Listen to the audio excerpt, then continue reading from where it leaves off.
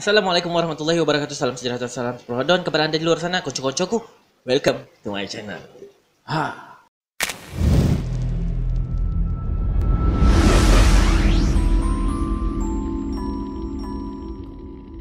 Pertama kali, terima kasih kerana klik video ini untuk mengetahui isu-isu semasa dan juga jenayah konspirasi yang saya selalu ulas berkenaan dengan Malaysia ataupun luar negara. So hari ini saya mau bawa korang semua untuk meneliti satu kes yang sudah lama pada sekitar tahun 1951 yang pernah menggemparkan Malaysia pada ketika itu. So, never further, let's get started.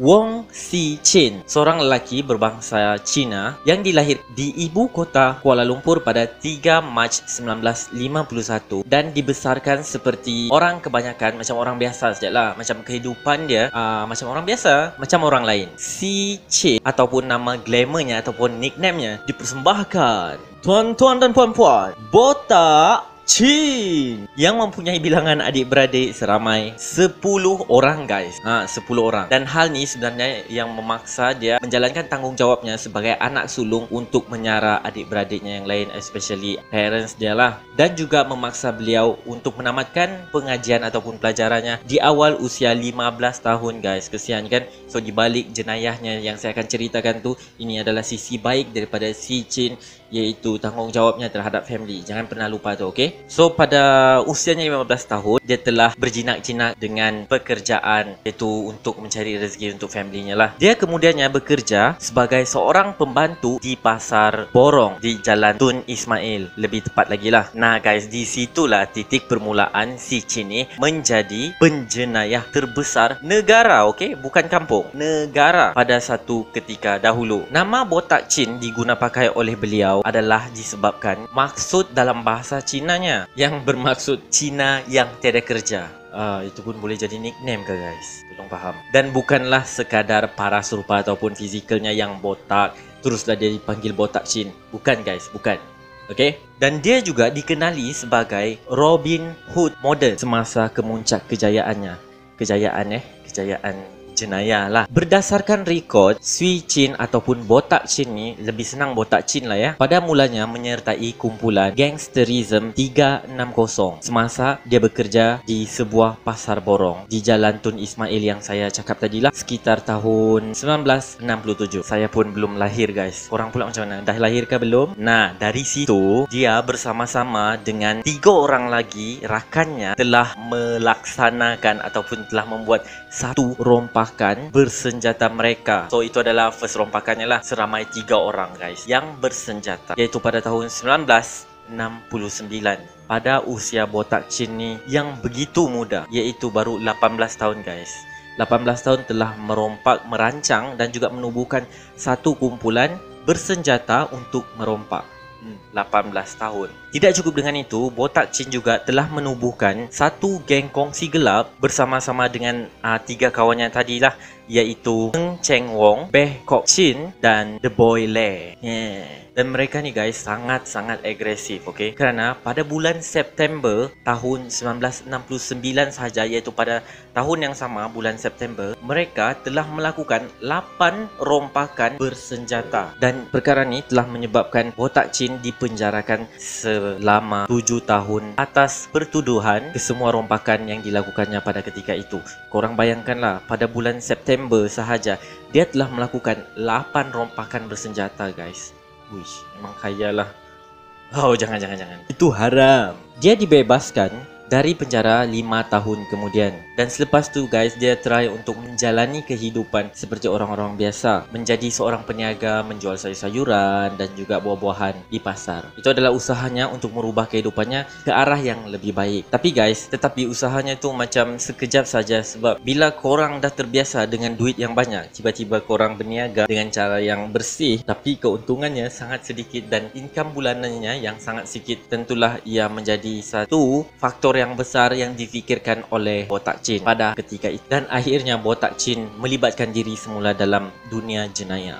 Botak Chin kemudiannya bergabung semula dengan rakan-rakannya, dan negara Thailand adalah menjadi pusat mereka untuk membeli senjata api untuk melancarkan rompakan-rompakan seterusnya di Malaysia. Kegilaan dan keagresifan agresif mereka menjadi membuat hasil daripada pembelian senjata api daripada Thailand, dan ini menjurus kepada satu rompakan besar bersenjata di sebuah pusat hiburan perjudian haram di ibu kota pada ketika itu. Hasil daripada rompakan tersebut, bila dikira-kira, mereka berjaya melarikan keuntungan melebihi daripada RM5,000 guys. Pada ketika itu, bayangkan pada zaman 1969 berkenaan, RM5,000 bukan sikit, okey, bukan sikit. Sedangkan 20 sen pun korang dah boleh beli macam-macam, 50 sen, RM1.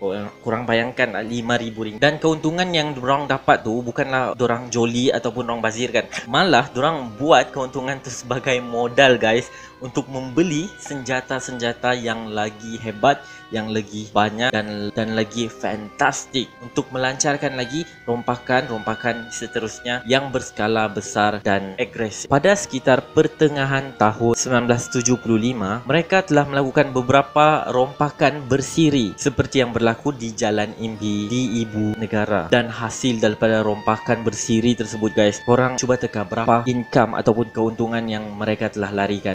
Teka, RM100,000 guys, RM100,000, okey, pada masa itu. Dan namun begitu, aktiviti jenayah mereka bukanlah terhenti di situ saja guys, sebab dorang sudah mula merompak bukan bank sahaja, tetapi individu yang berjudi, lebih tepat lagi orang yang main mahjong lah, di sebuah kuil di Jalan Kolam Air, Kuala Lumpur. Dan Botak Chin dan juga kawan-kawannya telah berjaya melarikan lagi hasil daripada rompakan tu, yang dorang curi duit dan juga barang kemas daripada orang-orang tersebut, berjumlah RM10,000. Pada tarikh 26 Oktober 1975 adalah menjadi satu tanggal di mana Botak Chin telah berjaya melakukan rompakan terbesar beliau sepanjang kariernya tu. Ini adalah rompakan yang terbesar Botak Chin dan juga kawan-kawannya, iaitu dorang telah berjaya melarikan wang berjumlah RM218,000 dari sebuah kelab lumba kuda. Hasil daripada rompakan terbesar tu, beberapa pucuk senjata dan kira-kira 5 butir bom beserta lebih 1,000 butir peluru dibeli oleh Botak Chin di Thailand. Botak Chin yang terkenal dengan sifat agresif dan pemarahnya ni telah menembak mati ketua geng 5 Jari Gunung. 5 Jari Gunung? Dia nama pun tak ada nama lagi cantik ke? Tua Pui Lek dan rakannya sendiri, Eng Cheng Wong, atau dikenali sebagai Ah Wong. Ah Wong ah! Pada tahun yang sama di sebuah kawasan Lombong di Jinjang. Dan bila ditanya kenapa dia berbuat demikian, dia rasa dia tercabar dengan individu tersebut. Macam ya biasalah, ego kan. So dia tercabar, so dia nak menjadi ketua seluruh geng. That's why dia bunuh 2 orang tu. Dan dia berjaya. Dan next year-nya pula, Botak Chin mengembangkan kuasanya lagi dengan merekrut pengambilan interview ahli-ahli baru untuk kumpulan beliau. Selepas tu mereka pun melakukan lagi 3 siri rompakan dan berjaya melarikan wang sebanyak kira-kira RM400,000. Tapi guys, dalam 3 siri rompakan tersebut, polis telah berjaya menembak mati 7 orang ahli kumpulan beliau dan berjaya merampas 15 pucuk senjata dan beberapa butir bom. Kejatuhan Botak Chin. Nah guys, Botak Chin sendiri dia pun rasa macam aku banyak sudah buat rompakan ni, dan dia pun sedar yang dia pun telah diburu oleh polis. Dan yalah, korang tahu kan, kalau diburu poster pun jadi popular lah. Orang tengok je macam wow, dia yang orang cari, dia yang polis cari. So dia pun perasan benda tu. Lebih-lebih lagi selepas sebuah pasukan khas ditubuhkan hanya untuk menangkap si Botak Chin ni, dan dia pun tanpa menyerah kalah telah membuat keputusan ingin membunuh pegawai kanan polis DSPS Kula Singgam yang mengetuai pasukan khas tersebut. Dan guys, korang tahu yang dia mau bunuh tu kan polis. Of course lah, takkan kalah guys, polis kot. Polis di Raja Malaysia kot. So usahanya tu pun gagal dan dia akhirnya ditangkap pada tanggal 16 Februari 1976 selepas terselamat walaupun ditembak sebanyak 6 das tembakan dari pihak polis. Dan selepas tu guys, dia kemudiannya dijatuhkan hukuman gantung mandatori ke atas semua jenayah yang telah dilakukannya sebelum tu. Dan semasa di penjara, korang nak tahu, dia ni otak dia memang jalan saja tau. So semasa di penjara, dia pun merancang untuk melarikan diri juga. Dan dia juga telah menyebabkan beberapa orang warden yang bertugas menjaga penjara pada ketika itu cedera akibat diserangnya guys.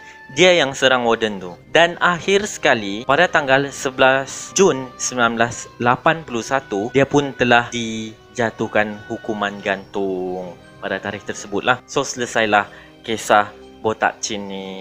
Walaupun begitu, sejarah Botak Chin ni memang menggemparkan Malaysia pada ketika itu.